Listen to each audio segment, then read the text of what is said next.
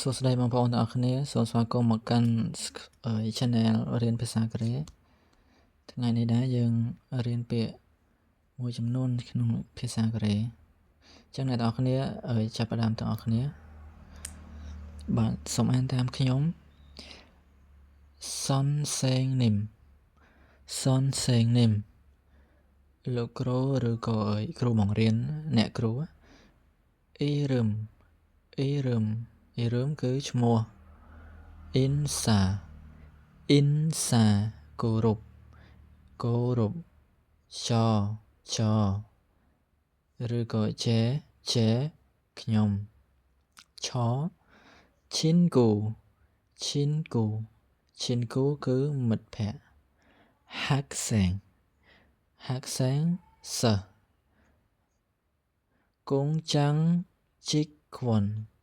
គងចាំងជីកខ្វន់គឺបុគ្គលិករោងចក្រ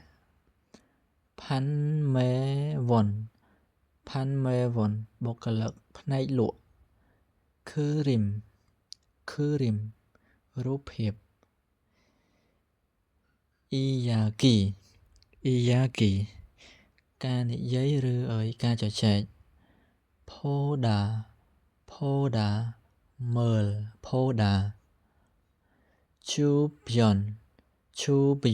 ឈូបយន់ជុំវិញឬក៏ចិត្តឬក៏ក្បែរចាគីគឺខ្លួនឯងចាស៊ីនខ្លួនខ្ញុំឬក៏ខ្លួនឯងដូចគ្នាហុកគឹនឬក៏ហុកគឹនសូកេហា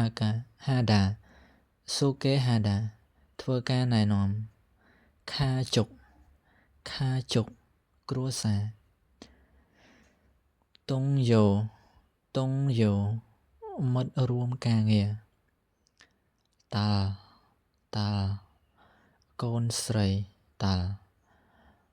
សាមូស៊ីលការិយាល័យសាល់ដា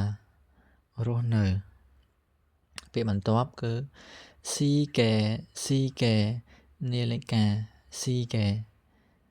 អូទីណាឬក៏ឯណាយ៉ចានារីឬមនុស្សស្រីអូដាមកអូរីពួកយើងអូនឺមួយណាអូនឺជីកប់មុខរបរឬការងារហេអូជីដាបែកគ្នា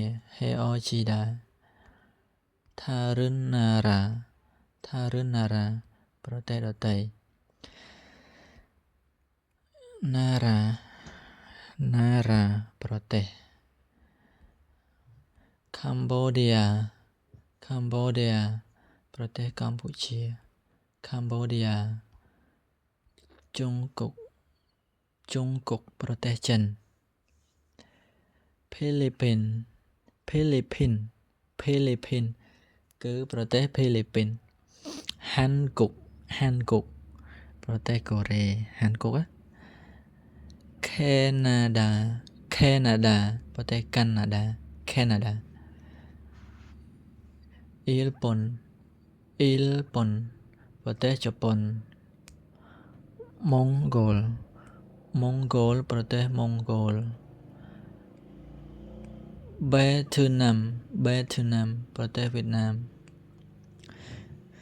ញូវយ៉កគឺទីក្រុងញូវយ៉កខ្ជូស៊ី